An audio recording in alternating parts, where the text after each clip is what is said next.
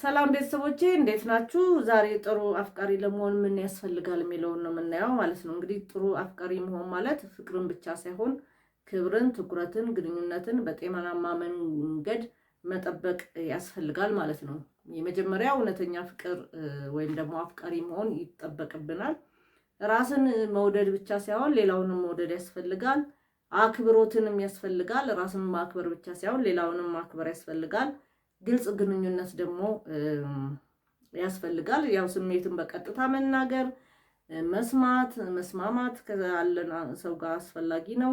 ስሜትን መቆጣጠር ያስፈልጋል። በቁጣ አለመናገር፣ ችግሮች ሲኖሩ በሰላም መፍታት፣ ድጋፍና መረዳዳትም ያው ብዙ ጊዜ ሰዎች ማፍቀር አይፈልጉም፣ መፈቀር ብቻ ነው የሚፈልጉት። ያው አፍቃሪ ከሆንን ደግሞ የሚያስፈልጉ ኳሊፊኬሽኖች ስላሉ እነሱን ነገሮች ማድረግ ስለማይፈልጉ ማለት ነው።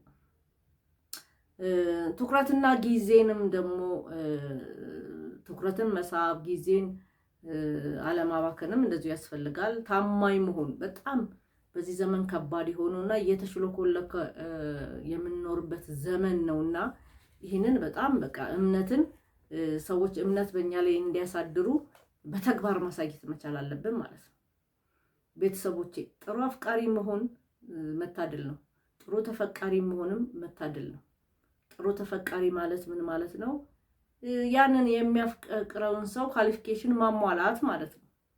ጥሩ አፍቃሪ ማለትም ደግሞ ለዛ ላፈቀርነው ሰው መንከባከብ፣ ጊዜ መስጠት፣ ስለዛ ሰው ክፉ አለመሆን ማለት ነውና እነዚህ ነገሮች እንድትጠቀሙበት ጋብዛችኋለሁ። አመሰግናለሁ።